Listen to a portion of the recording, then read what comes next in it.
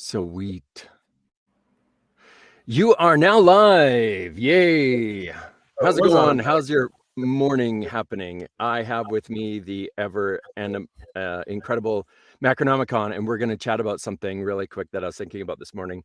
And I'm very excited to hear what Macronomicon has to say on this topic, because it's something that has been on my mind for a number of years. I was kind of had a conversation with someone at one point when I was younger that I thought I was able to work my way around something, and I realized something very, very keenly about this particular topic, and so it's been on my mind at that time, and then since then I've kind of thought about it quite a bit.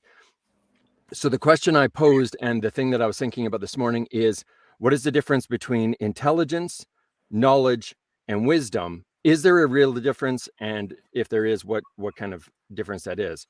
So first of all, let me say good morning, Macronomicon. How are you this morning? Good morning. I'm doing well. I just got over a cold, so I may have to turn the mic off now and then to cough a little, but I'm fine. Fantastic, fantastic. So, wise one, fill me with your knowledge. Okay. Well, the first thing you need to understand about those three things is that they're all interconnected. So you can't have any one of them without having some Venn diagram crossover with the others. But they do have their own spheres.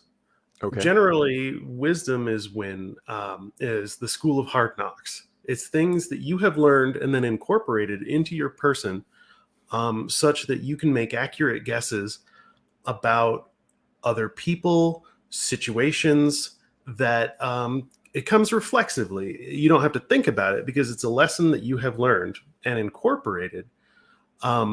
See, and this bleeds into knowledge.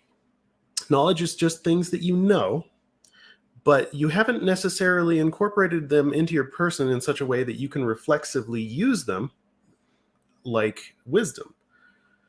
So like wisdom is, you can see the writing on the wall and then you can act on that in an intelligent manner. Now, intelligence, in my experience or my opinion, is the ability to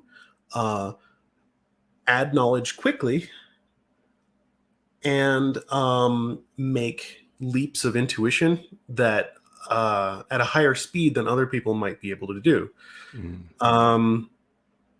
So knowledge actually relates to both of those. Like, intelligence is how quickly you can gain knowledge, and how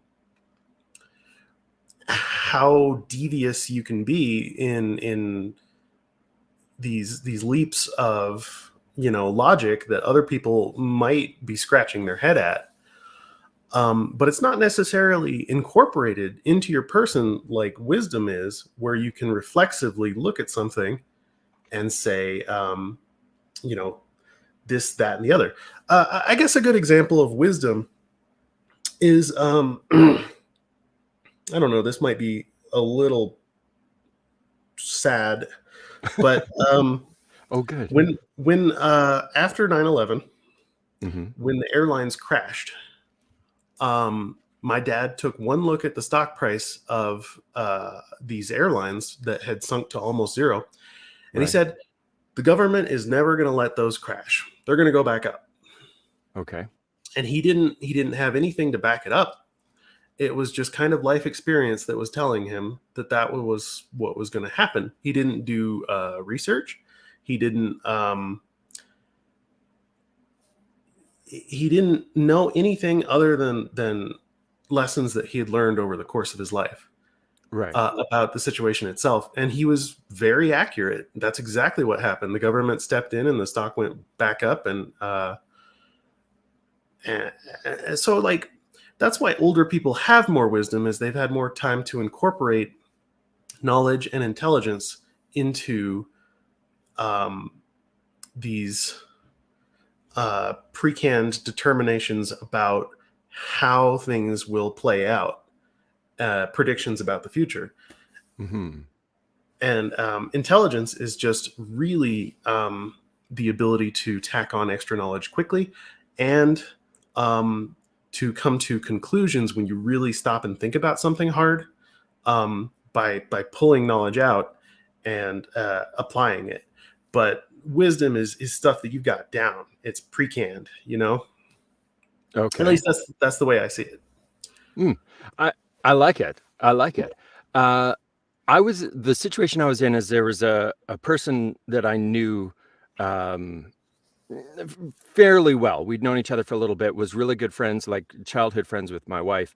And there was I wish I could remember the exact circumstances of what happened, but it was probably over 15 years ago, maybe closer to 20. But we were in a situation where he had done something. I can't remember the ins and the outs of it, but we had this argument, and I was saying something with the assertion of me believing that I was right because I thought I was a pretty smart guy.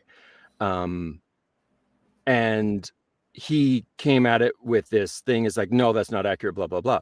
And I was like, yeah, it is because this is this. And he says, well, no, that's a logical fallacy.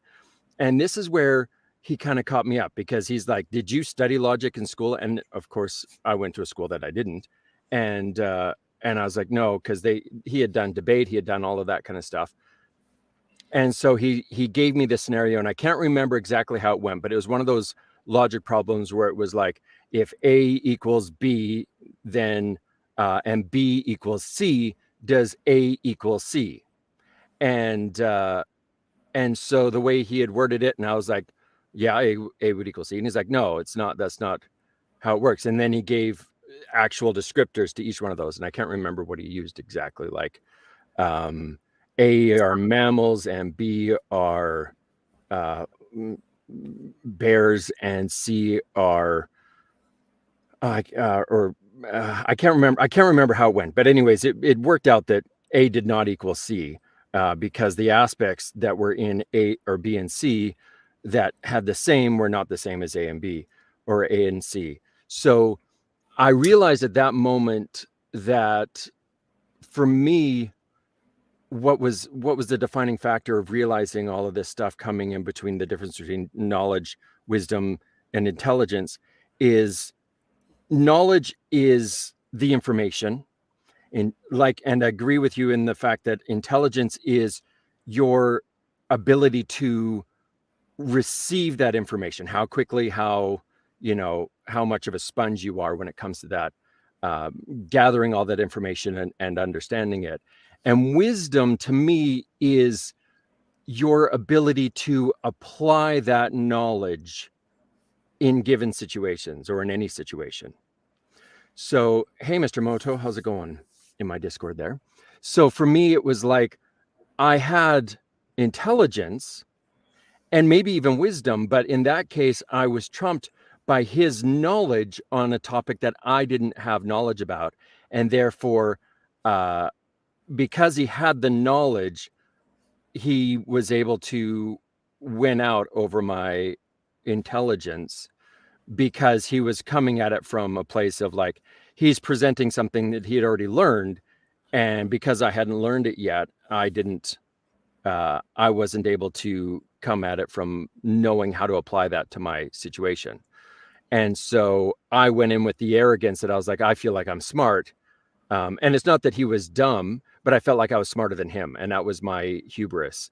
And had I realized that maybe I was smarter than him, or maybe I had more intelligence than him, but that didn't mean that I was able to be more knowledgeable about the topic that we were talking about. Well, And it just sounds like he used a wordplay trick that he learned or picked up right. in debate school to deploy against the uninitiated. I mean, it's not like it was just a trick that he learned, Mm-hmm. and then he used it on you. And you don't really have to be humiliated about that once you have seen it even one time. Right. You're no longer you're then inoculated against it. So I mean, like back when I was a kid, there was this kid that was like, I can make your hand smell like raspberries. So he like pinched my hand a couple times and then made me lift it closer to my face to smell it, and then smacked my hand into my face. You know, and you're not dumb for getting tricked by that the first time. Right. And But that's yeah, and I agree, and that was I didn't feel like in the moment I felt embarrassed because I was like I was frustrated with myself for not picking up on it quickly enough.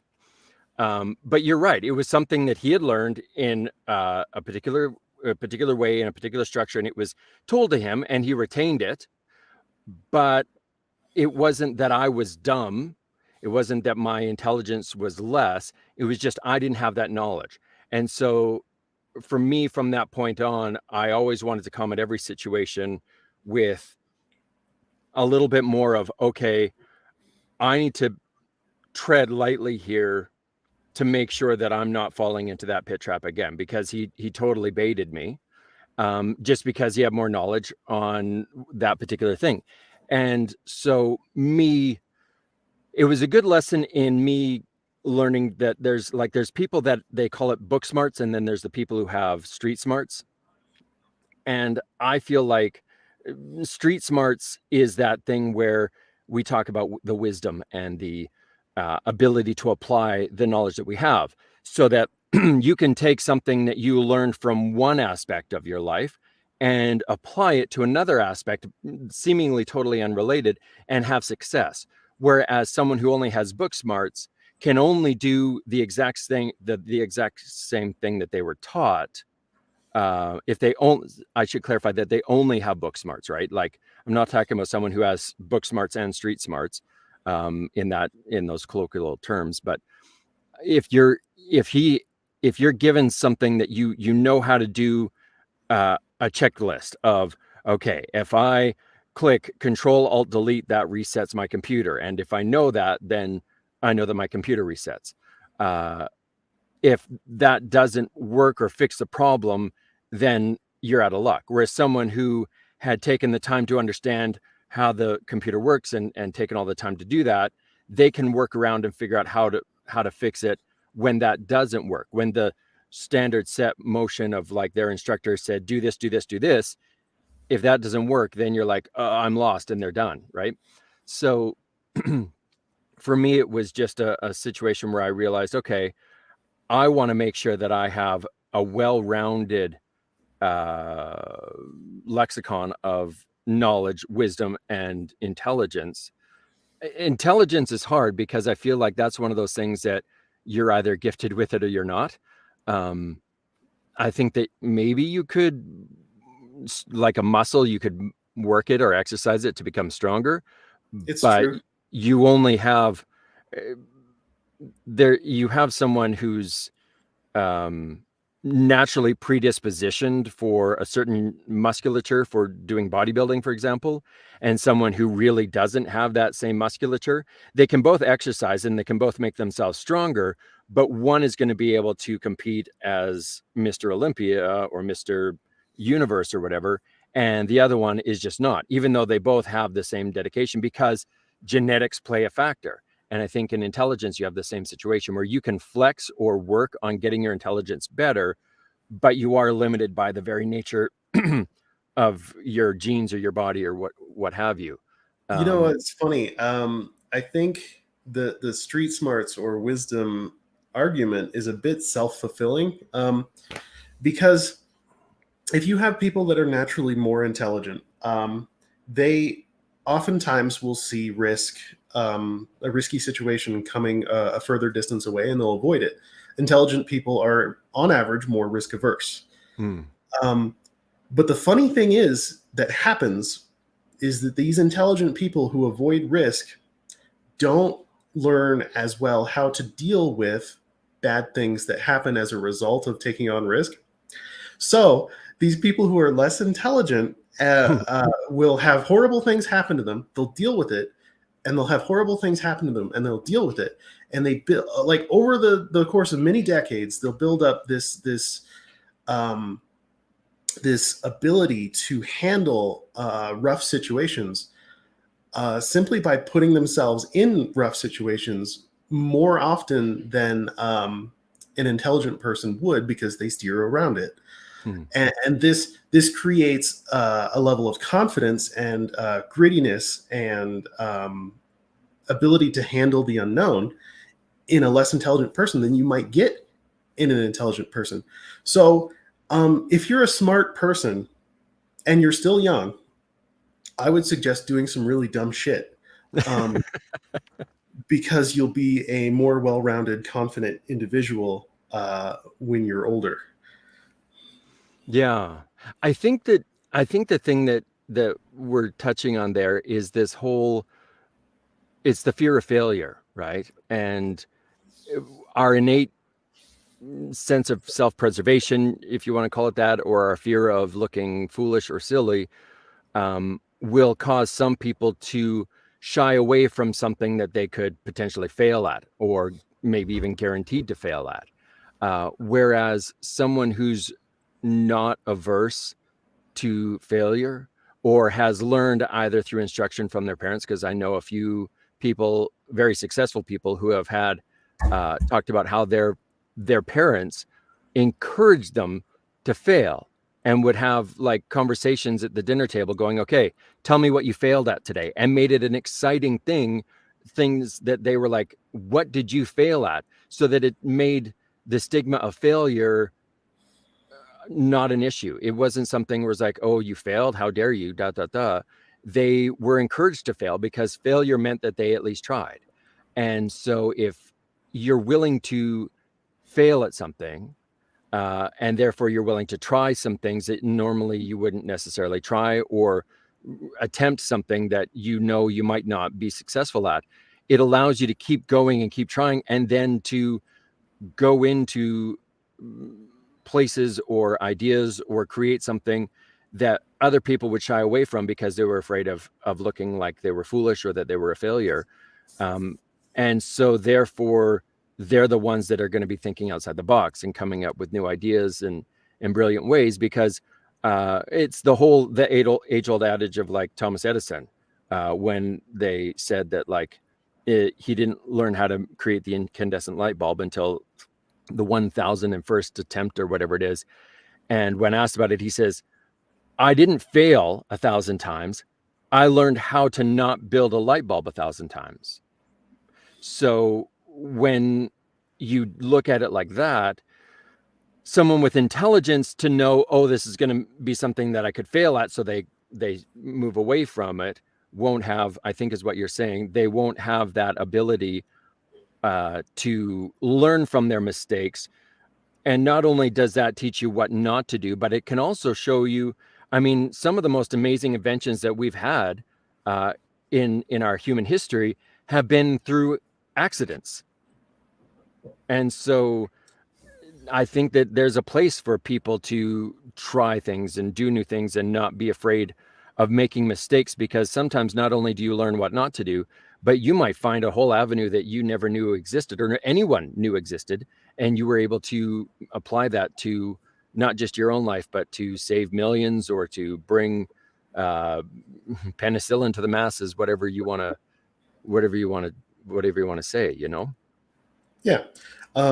So in the respect of wisdom, intelligence, and knowledge, I was just saying that I was just kind of theorizing that high intelligence can somewhat diminish the growth of wisdom Mm. through a general lack of life experience, Hmm. and that's why you get those nerdy guys who are unable to do, basic tasks, and then you get the hardworking average Joe who can fix his own car if he has to, um, so like, uh, hmm, I'm not 100% sure where I was going with that.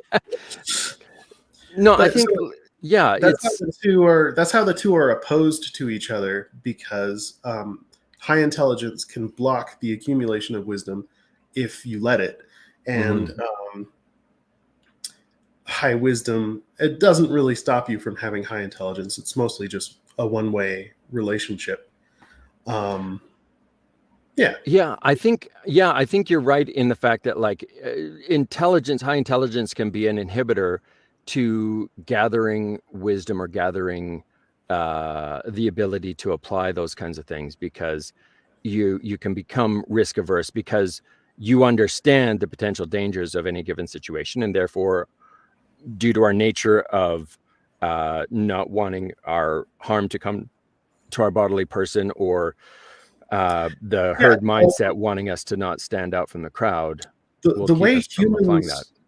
human risk assessment works is we always associate like any kind of risk with like death, Mm-hmm. with the end on a primal level. Mm-hmm. So we think if I fail at writing this book, I will die. At the emotional level. Or if I fail at acquiring this job, I will die. If I fail at impressing this girl, I will die. Emotionally, that's how we feel about these risks that we could be taking. But the funny thing is, like in today's really forgiving society, if you fail any one of those things, absolutely nothing will happen to you, except for gaining some wisdom. Now, we But could go real deep in here and we could talk about how uh, now it seems more prevalent, less so for a physical death, but are our brains able to differentiate the difference between physical, real death and social death, and the fear that that induces of, if I do this or if I say this, now I will become either a social pariah or my social standing will die. Therefore, your body interprets that as death and goes, okay, we need to avert from that.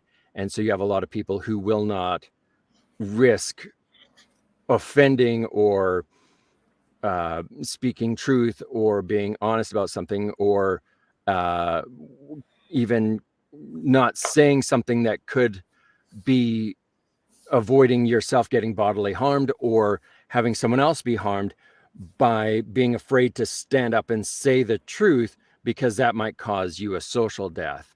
It might ruin your career. I mean, we just had I mean, not just, but like a few years ago, we had the Me Too movement, where this was kind of the thing. People were afraid to say something because they were afraid that it could destroy their career, it could destroy their social status, or whatever the case is.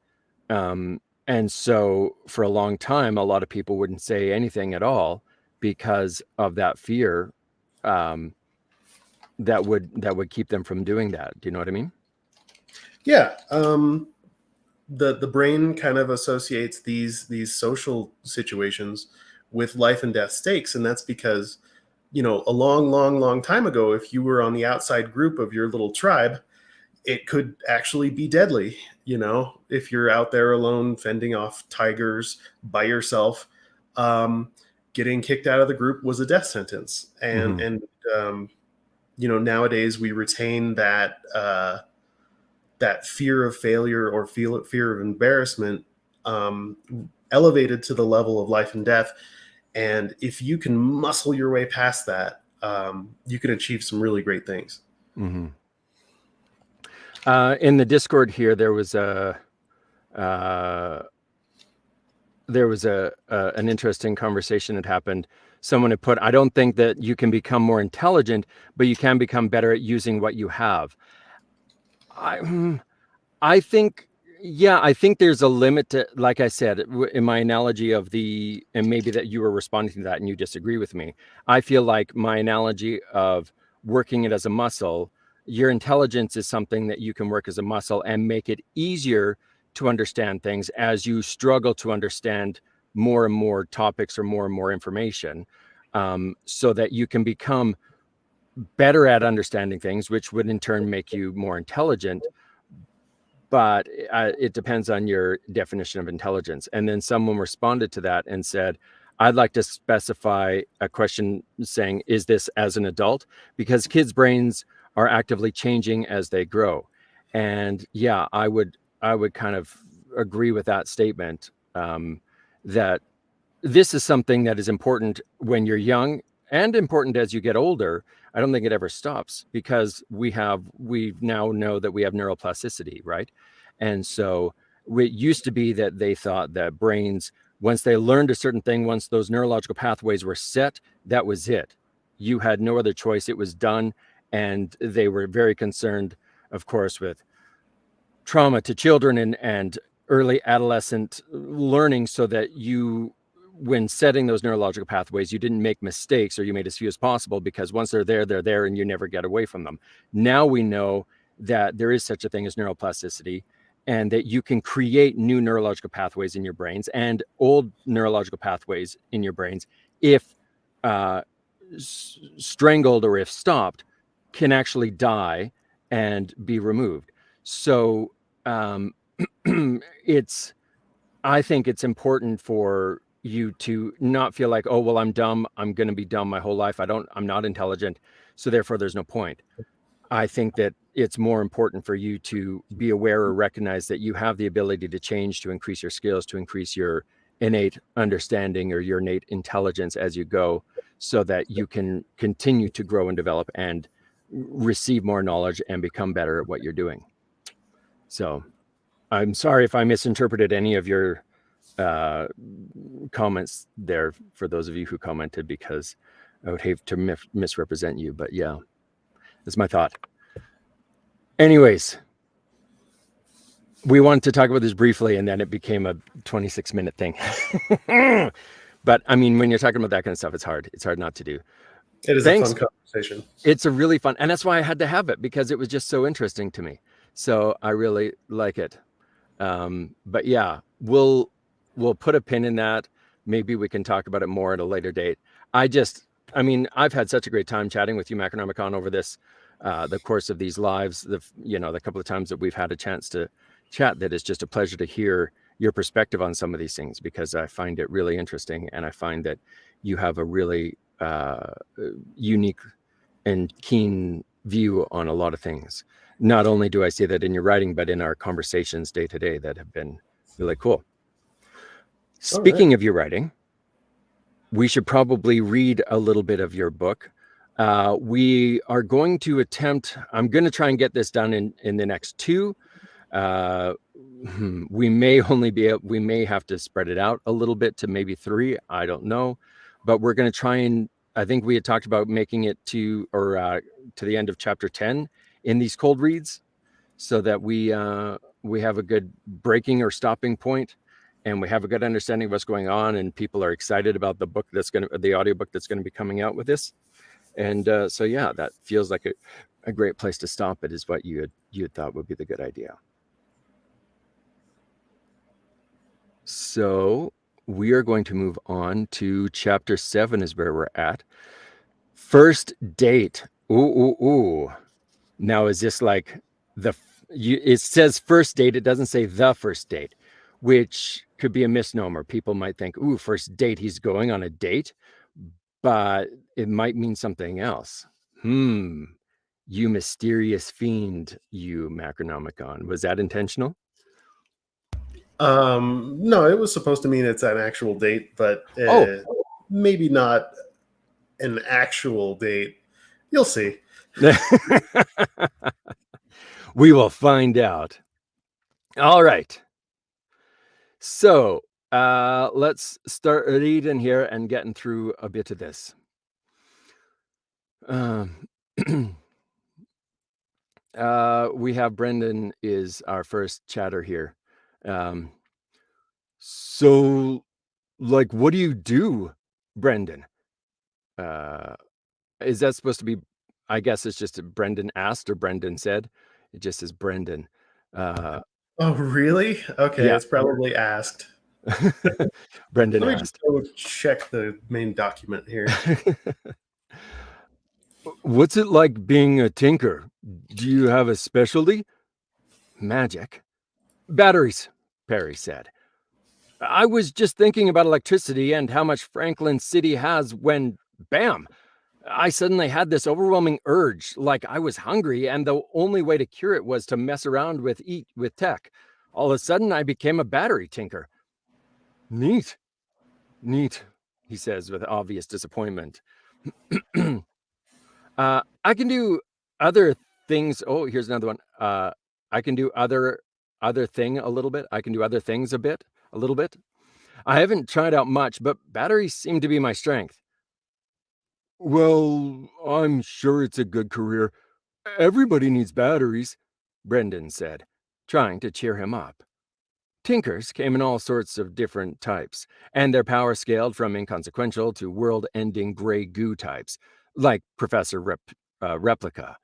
They were a lot more. There were a lot more duds than there were Professor Replicas.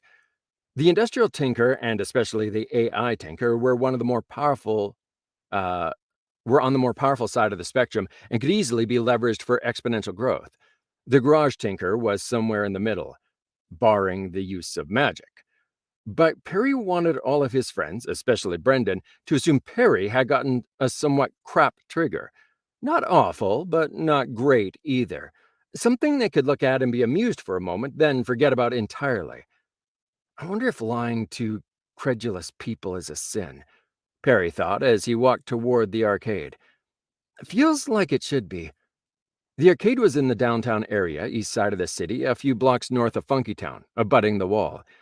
Perry glanced up at the monolithic concrete structure looming 100 feet over them, stretching as far as the eye could see north to south. And then they were inside the building, full of bright lights and distracting noises. VR boxing, Heather said, grabbing Perry's shirt and tugging him over to her favorite game. Two players stood in opposite tanks and took on avatars who then beat on each other. I can see that being her favorite game. She seems like one that needs a little bit of latent aggression to be kind of sift off of her bodily person. Puffs of compressed air simulated the opponent's strikes, hard enough to sting a little, but not truly painful. Fine. Brendan, you good? Perry glanced over his shoulder and spotted Brendan dunking baskets. All righty then. He allowed himself to be dragged over to the two clear tanks and climbed in one, pulling the headset down from the ceiling as a wave of air passed over him. Each punch fan warming up. The boisterous noise of the arcade was cut off as the VR tank sealed him in. I hope you're in for a world of hurt, Perry muttered. Getting cocky all of a sudden? Heather asked, her voice transmitted through the speakers, doing some practical jabs with her controllers. And suddenly they were in the boxing arena. Heather's avatar was an Amazonian woman about 6'5", wearing a championship belt. Perry's was a giant octopus with a mustache pretending to be a human boxer. Of course it is. I mean, he has an affinity with mustaches and boxers. Octopi. Uh, uh, Fantastic. I'm glad to hear it. Macronomicon said, "You're helping me catch a lot of typos my editor missed." Yay! The joy of reading out loud wins again. The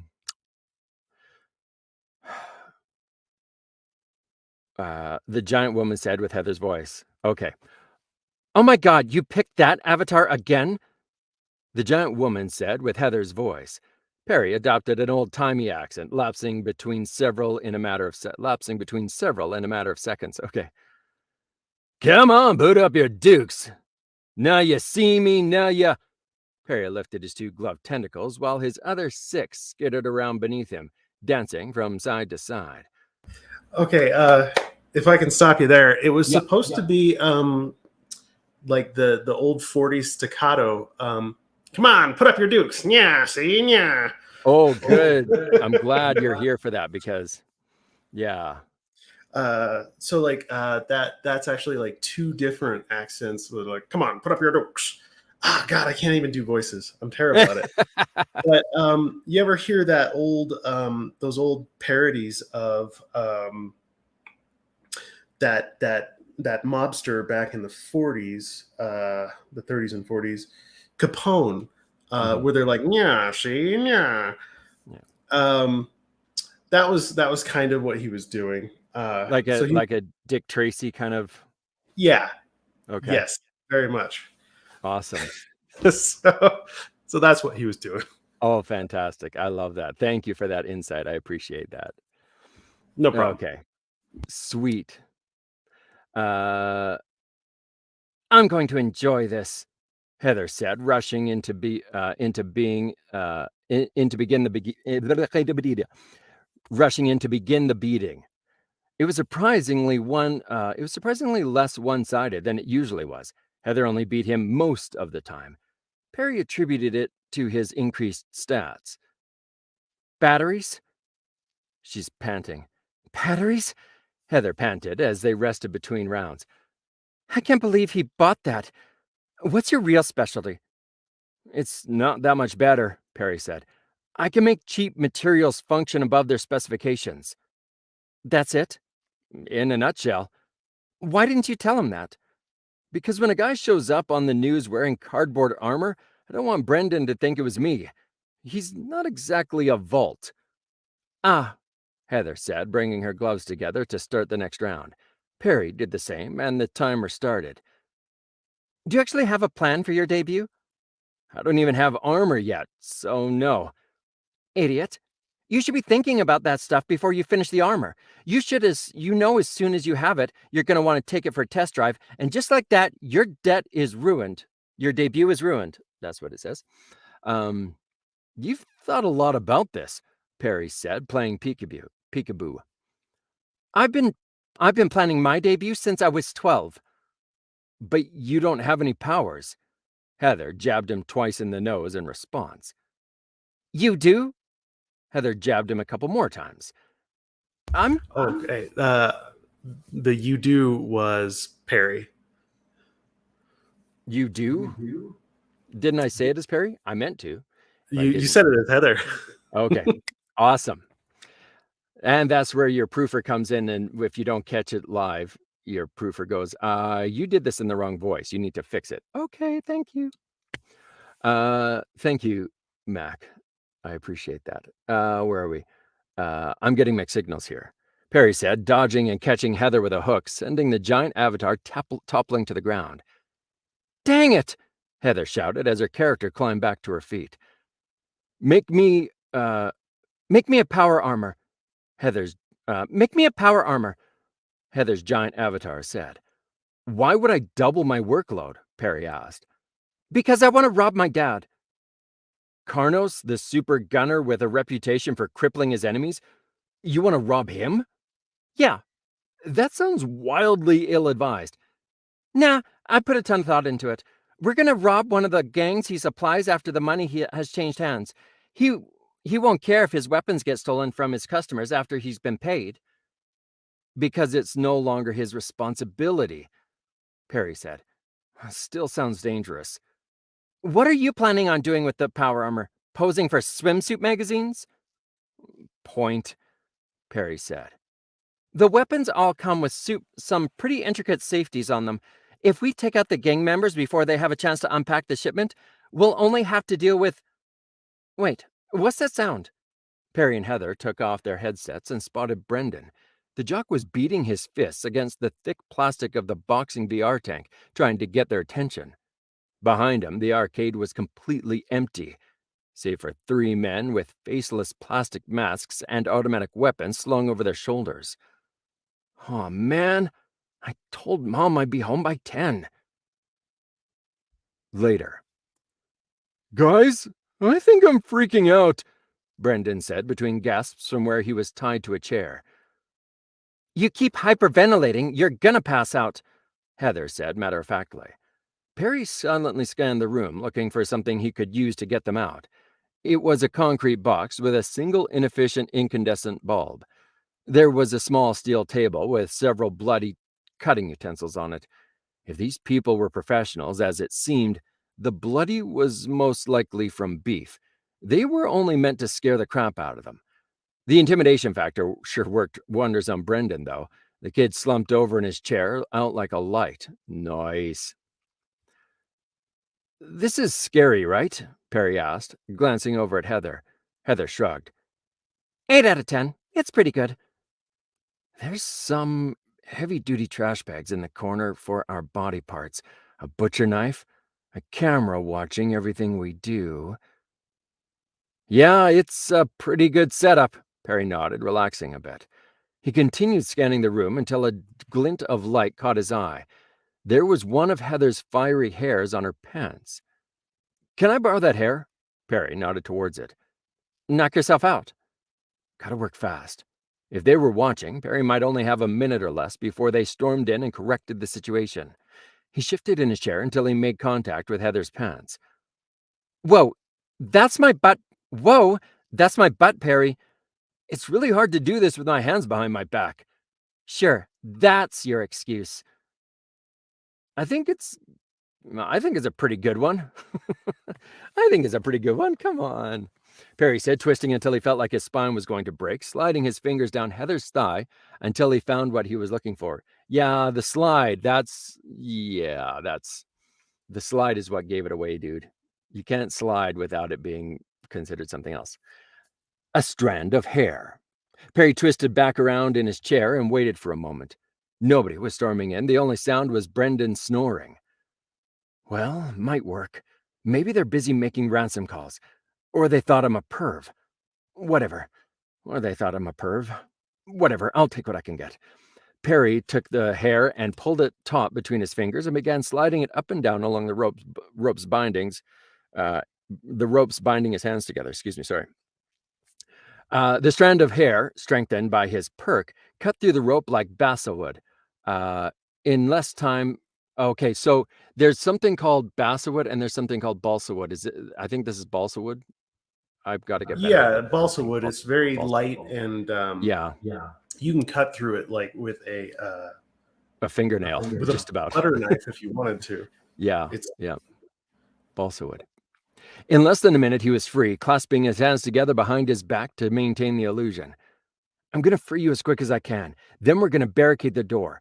We can free Brendan when the situation is under control. Got it, Heather nodded. Now. Perry sprung out of his chair, landing behind Heather. He started sawing furiously with the strengthened hair, cutting through her ropes in seconds. Perry heard some distant clattering and shouting, but simply focused on his task. A little faster, Perry? Heather asked. Just be ready to barricade the door, Perry muttered as he was already cutting as fast as he could. Snap. Click. The door opened an instant after the rope snapped open, and Heather was already sprinting forward. She jumped, her body straight as a nail, as she landed both feet in the center of the masked man's chest, propelling him violently backwards into the concrete hallway. Perry leapt over the chair, and where Heather hit the ground, Perry leapt over the chair, and where Heather hit the ground, slam. Oh, okay. Perry leapt over the chair, and where Heather hit the ground. I'm not quite getting this. Perry leapt over the chair and where Heather hit the ground, slamming the door shut. Butcher knife? It's welded to the table, Heather said, trying to pry on the knife. All of it is. Table? Bolted to the ground, Heather shot back. Freaking professionals, Perry said, shaking his head, his gaze landing on the trash bags in the corner of the room. Can you wake up Brendan? We're gonna need some muscle. You sure that's a good idea? Heather asked. No. Got a better one? Heather shrugged. She's so cavalier about this whole thing. It's so fun. Heather shrugged, then went up to Brendan, untying him and slapping him awake. Duh! Brendan shouted. Brendan, come hold the door closed, Perry shouted as it began to buck against him. Oh, what? Right now! The jock jumped and ran over to the door, bracing his shoulder against it. Cool, thanks, Perry said, leaving him alone there. Wait, where are you going? Brendan demanded, the door rattling against his shoulder. Rather than answer, Perry bum-rushed the steel table and drop-kicked it, having been inspired by Heather's move. Creak! The weld of the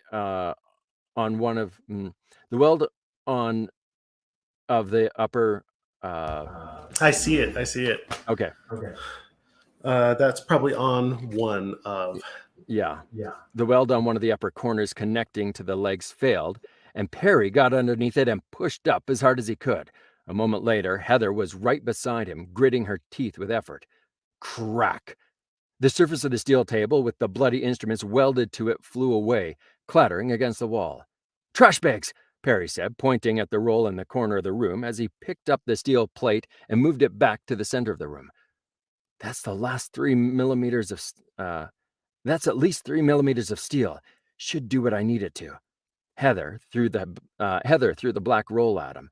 Perry caught it one-handed, whipping off a single sheet and twisting it into a rope. I feel like his debut is coming a lot sooner than he was expecting. He sent one end of the still-standing table legs and smashed the steel down on top of it, embedding the plastic rope partially into the steel. He repeated the process and had a shield complete with a handle. Thankfully, the steel table was smaller than the door. All right, we're going to open the door. When that happens, get behind me and push. Ready? Brendan hedged. Too bad. They threw the door open, causing the men battering it to stumble forward, only to crack their heads into Perry's shield. Brendan closed his eyes and shoved Perry forward as they trampled their captors in the hallway. Heather followed behind them, disarming the knocked-down minions as she went. She wasn't keeping the weapons, only rendering them inoperable. As they were civilians, the general rule of thumb among cowls was to exercise a modicum of restraint. They were less likely to be shot while they were unarmed. I'll read that better, but yeah, I like that, how it's like, okay, if they're civilians, we won't try and kill them, but if they have guns, all bets are off. Perry heard the stuttering of an automatic weapon, the multiple impacts of bullets hitting his shield, then a meaty thump of another minion being battered against it. Mostly. Brendan was screaming, but he didn't stop pushing, which was good. They emerged into what could only be described as a lair. It looked like a converted warehouse with a heavy industrial aesthetic. There was a bit of light leaking from series of windows near the third-story catwalk above them. I think that should be from a series, but I'm not wrong. Yep, I see it. I'm fixing it. Man, this is fantastic. We're catching all of these things before we actually record it. I love it. It's so hard because they're just such tiny little, like an A there and a 1 there, and it can get hard. It was also filled with faceless minions and one fellow who wore a domino mask and flamboyant green leather. She stood a head taller than Brendan and must have weighed 50 pounds more. That's a beast. Perry couldn't place him, so he was either an up-and-comer or C-list. Judging by his salt and pepper hair, probably C-list. Didn't mean he wasn't dangerous, though. You kids are resourceful. Really MacGyvered your way out of there, didn't you? He asked. You see the door to the left, Brendan? You see the door to the left, Brendan? Perry whispered. You're going to run for it on my signal. What about you guys? Covering you with the shield, obviously, Perry said. Obviously, Heather said. All right, cut the chatter, the cowl said, scowling at them. We'll have to figure out who this guy is and what we want to do with his voice as well. Put down the table and surrender. We can get back to a nice orderly ransom. You should know by now, Raider doesn't want to hurt the merchandise. Okay, so Raider is that this guy or another guy, and he's just the muscle? We'll find out. Glowing green blades manifested from his forearms. Doom, doom, doom. But Raider is not above it. Okay, so he must be Raider talking about himself in the third person, because that's what you do. Well, that's a super, Perry muttered. Run, Brendan. But do it, Heather hissed. Brendan dashed for the exit, Perry and Heather moving to put the shield between him and the enemies. Damn it! The payday's bolting! Out of my way! Raider shouted, lunging forward. The top half of the table shield and part of the handle got sheared off in the blink of an eye, leaving Perry eye to eye with the hulking man with the bloodshot eyes. Crap! Perry ducked and scrambled underneath the wild swings, emerging behind Raider. He took one look at the sheer quantity of armed minions and stuck to their boss like glue. They wouldn't shoot him while he was that close to the guy, although that came with its own dangers. Freaking weasels, the man muttered, aiming a backswing at Perry while fending off Heather with his other hand. Perry tried to duck again, but the blades but the blade swerved down and caught him in the side of the head, smashing him into the dusty concrete floor. HP 1. Perry gasped a breath of sweat, of sweet air, thankful to be alive. So HP can stop these blades. Idea! Perry had been playing too much VR boxing recently. Perry scrambled to pick up the remains of the shield again, battering it against the Raider's knees. Gah! Raider shouted and took another swing at the annoying teen, bisecting the shield again, leaving a tiny plate tentatively attached to a plastic rope.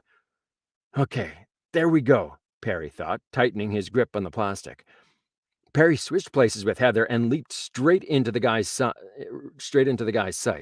Thankfully, Raider wasn't particularly suspicious of a trap, as he took another wild swing at Perry's chest.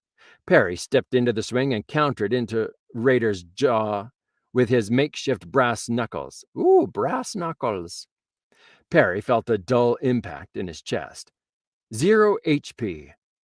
Raider's eyes rolled back in his head, and he slumped over, unconscious, and likely sporting a broken jaw.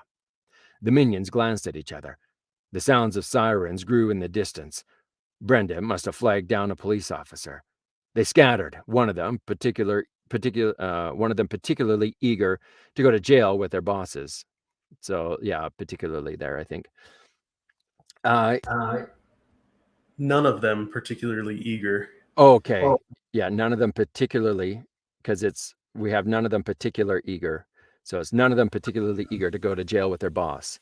Oh, there's an LY missing. Yeah, that's what I was trying to figure there. You have defeated Raider. Reward? 300 XP. Heck yeah, Perry said as he said, his side vaguely itching. You're bleeding. Heather pointed at Perry's side. Aw, crap. Now he was going to catch hell from his mom and dad.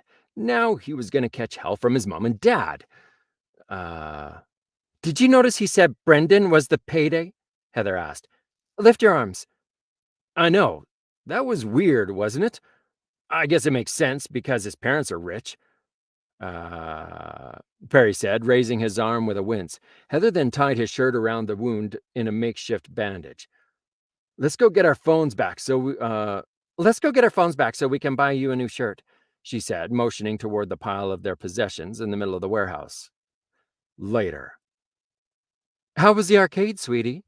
Mom asked from the kitchen as Perry walked through the door, trying his best not to favor the wound currently seeping into a thick wad of gauze under his shirt. Perry considered that for a moment. Pretty fun, actually. Heather and I went clothes shopping afterwards. Mom stuck her head out from the kitchen,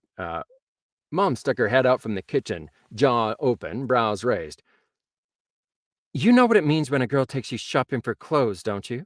She asked. It means you've got a bloody hole in your shirt and need a new one, as well as first aid supplies? Perry thought. I wouldn't read too much into it, he said. Did she make a date to go out again? And rob a shipment of high-tech weapons from vicious gangsters, yeah? Sort of, Perry said. We're going to be hanging out Saturday after next. Just the two of you? Yeah. Oh! Mom wiggled in excitement. It's a date! Please, Perry said. It's a date! Mom! Mom pranced back into the kitchen, waving her arms above her head in excitement, Perry's protests falling on deaf ears. Oh, no. Poor guy. I feel bad for him. What are you going to do? Well, thanks to our 26-minute conversation about wisdom, intelligence, and knowledge, I feel like we've given this a good hour and we might need to stop there before we hop into what's the next chapter here? How long is it? It's not terribly long. I wonder if can we power through? We can power through. Okay, let's keep going here with chapter 8, Dressed for Success. Sweet. What are you wearing? Heather asked, motioning to Perry's faintly iridescent embroidered vest with dark purple undershirt and fancy slacks, completed by a hefty silver love charm amulet in the center of his chest. He looked like he walked out of the cover of a women's billionaire romance novel. In short, cheesy. The love charm was real, though, but Mom insisted it was the legal kind. Perry didn't even know what kind the legal kind was, so he just took her word for it. My mom insists this is a date, Perry explained, motioning to himself, and she's, uh, I think this is a quotation here. Uh, and she's real old-fashioned. She literally wouldn't let me leave. She literally wouldn't let me leave without dressing up, and I can't exactly tell her we're going to rob some gangsters.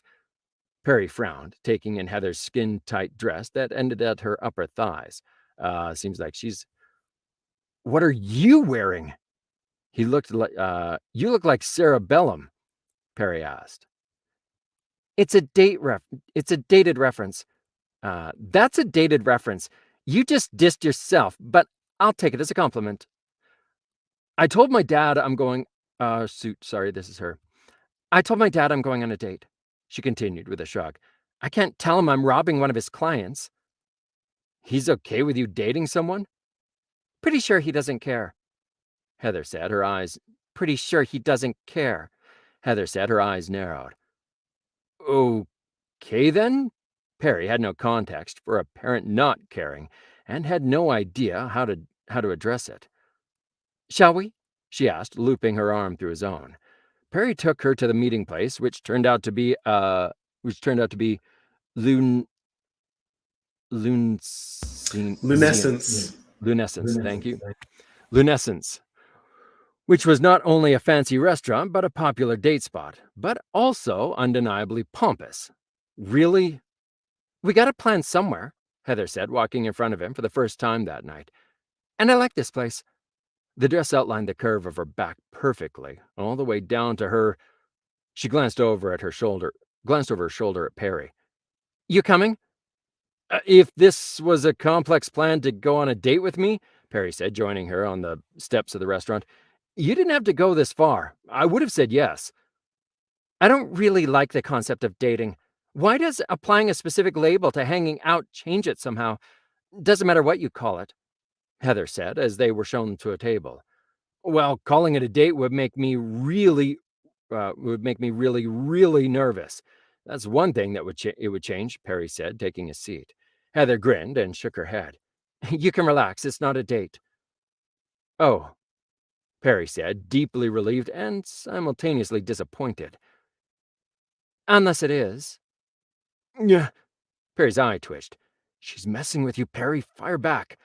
Unfortunately, Perry was too dumbfounded by the tiniest possibility that it could be a date, and Heather looked like what would happen if you hooked nitro up to the word ravishing.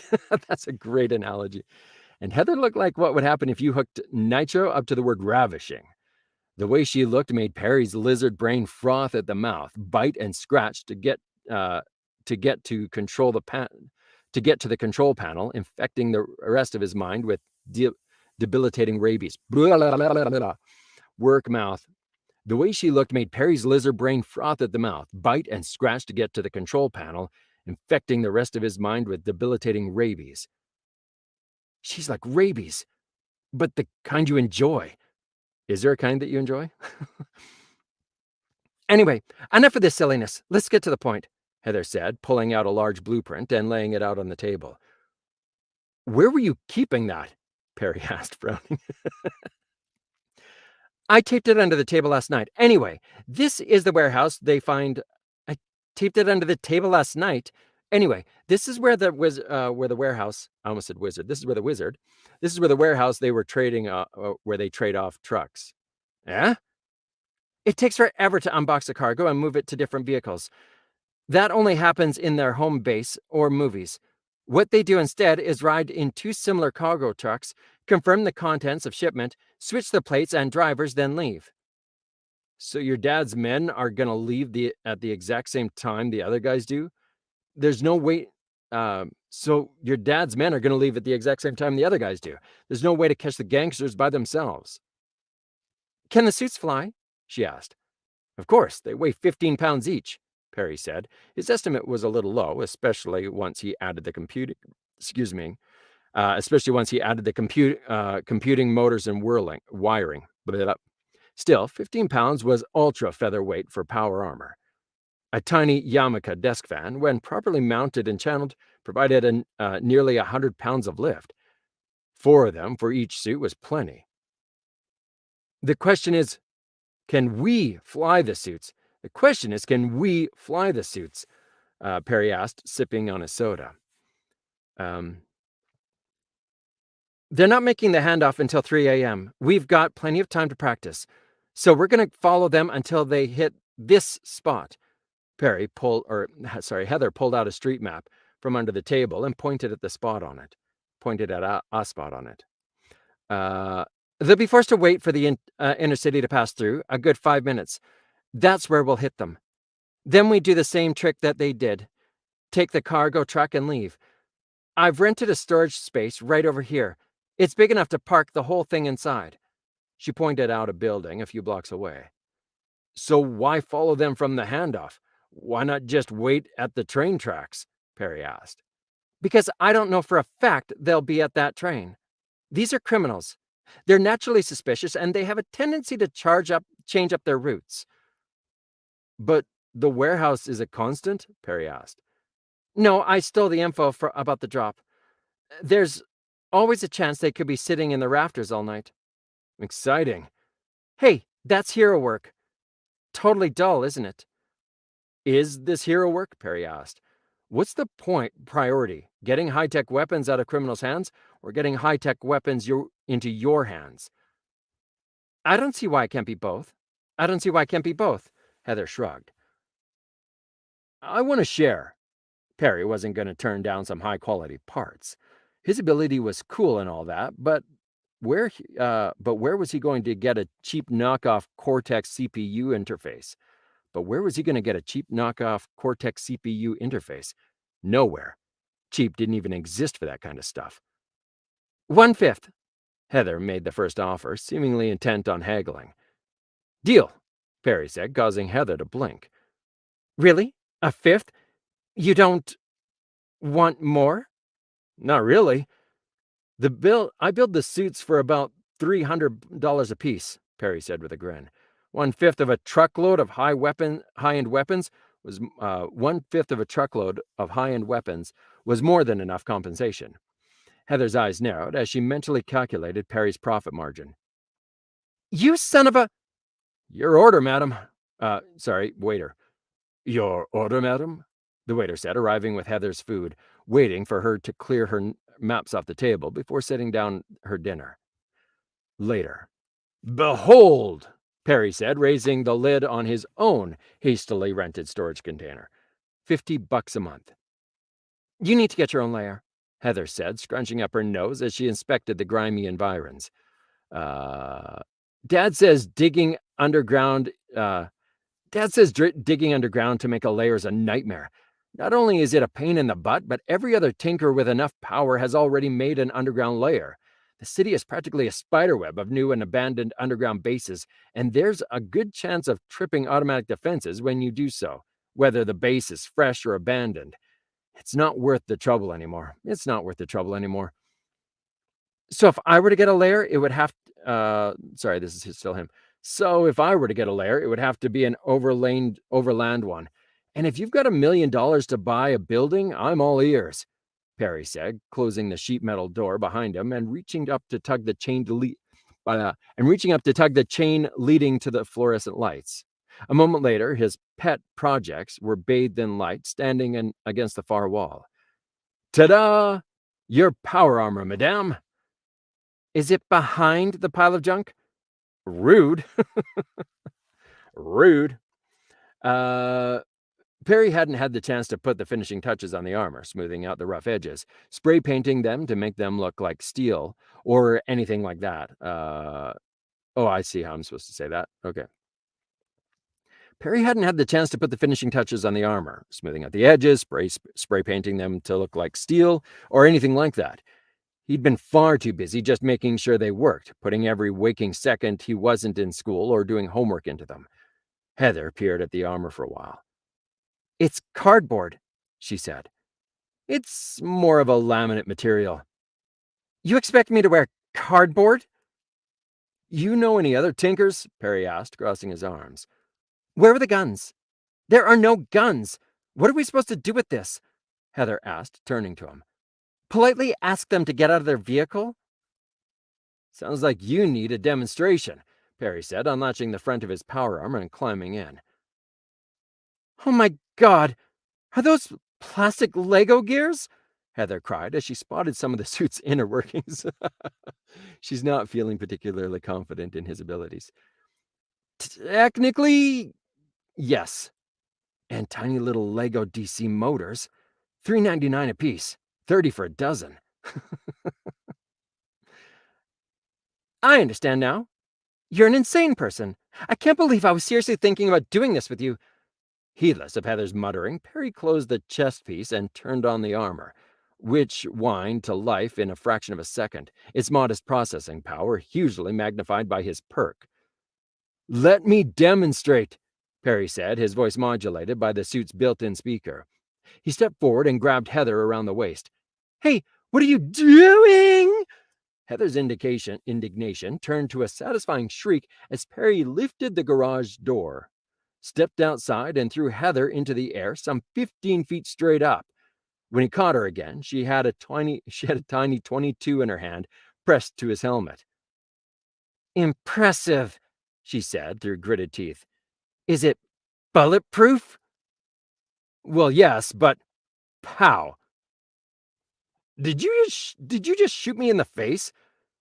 "I trusted that your armor could handle it," she said, smoothing her dress and re-hiding the tiny gun. Where did she keep that? Uh, "Just like you trusted that bunch of plastic gears and cardboard could catch me." "Touche." Perry reached up and pried the 22 out of the suit's forehead. "Don't shoot me again, though." "Don't throw me again and we'll be fine." The two eyeballed each other for a moment. I'm really a fan of their relationship. "Let me show you how to use yours," Perry said, breaking the stalemate. "Why is mine so much smaller than yours?" "Because it's a loner and you're a shorty," Perry said. It was also because the infrastructure for the spell disc and spell frame demanded a lot of extra space. Perry hadn't mastered Kolath's floating armaments yet, but who the heck knew what unit of measurement a jangle was? And a pinch was notoriously inaccurate by itself. And he only had a block of corrupt Arianite about half the size of his palm to experiment with. Not exactly. Excuse me, I need to take a drink. La la la la. Not exactly ideal for running tons of tightly controlled experiments to narrow down the ideal ratios. It worked, though. Spendthrift successfully rendering the corrupt metal non-toxic and the spell functional.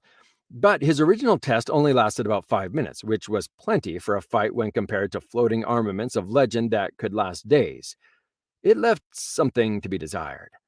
As for the shapes for the floating armaments, Perry had chosen to make a tiny mold, a little under 1/10 of an inch long.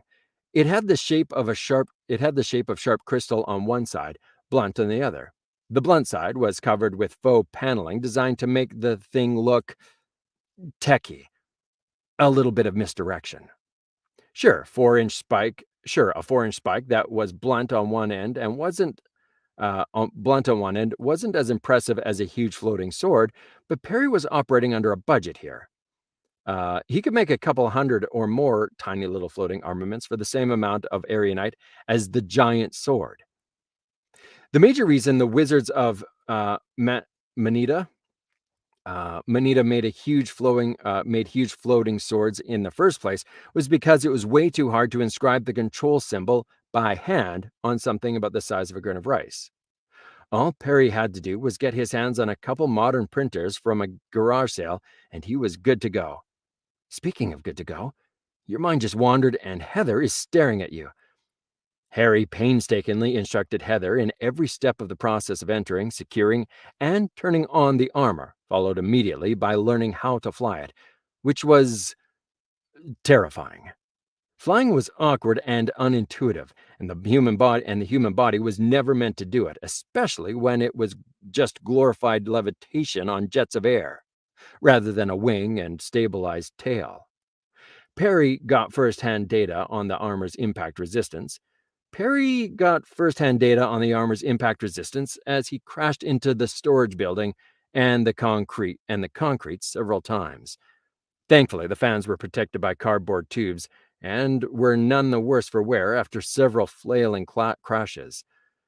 But they got it eventually, hovering in front of each other about 15 feet above the paved ground outside the storage unit.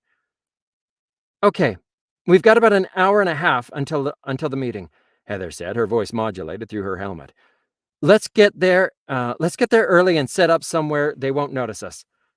Somewhere we can fly away from, Perry added, nodding. Escape route first. How do we switch to the internal comm system? Heather asked. What internal comm system? Oh my God, you suck at this, Heather said, flying south.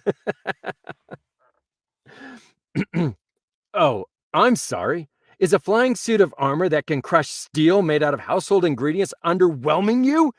Perry demanded. 2 cheap children's walkie-talkies is all it would have taken, is all I'm saying. I can't think of everything on the first try, Perry shouted. I can't think of everything on the first try, Perry shouted, following after her. Oh my goodness. I'm so glad that we're getting a chance to read through this first before we actually do the recording, because I'm learning so much about how we're going to be handling some of the comedy in here, which is going to be fan-freaking-tastic. You have so much to play with, and some of the lines in here are fantastic and likely going to require me trying them 1 or 2 times to make sure that we hit the right kind of comedic timing on all of these. But Macronomicon, you've done it again. Okay, so thus ends Cold Reads Part 6. We are finishing up next week on Monday. The cold reads for this book, Industrial Strength Magic by Macronomicon, currently available on Royal Road. In the future, it will be available on Kindle and then also in Audible, with me as your narrator and the whole sound booth theater backing me up as a multicast. We're going to have a lot of fun getting them to play around with these characters and just have a great time in this world that Macronomicon has created. Points of interest. Tomorrow, about this same time, Jeff Hayes will be continuing his work on, I can't remember. I had a mental note and I forgot it. On the book that he's currently working on, he's going to be doing a cold read tomorrow about the same time. And then we will be back on Monday to do the final reading of this cold read section, hopefully getting through the last 2 chapters that we had planned to do for this. I've had a blast. My very great and special thanks to Macronomicon for having this come through. And also, go to the description. You can find Soundbooth Theater's Discord, my Discord, where I live stream my recordings each day, and also Macronomicon's Patreon, where you can get advanced copies or chapters on the books that he's working on, other fun odds and ends and goodies. Go check it out. Don't forget to subscribe to this page if you're new here, and click that notification button so that you get notified when people are coming in to do this kind of stuff. So thank you again so much for hanging out with us, and we will continue on the final broadcast of Cold Reads with Macronomicon Industrial Strength Magic next week on Monday. Peace out.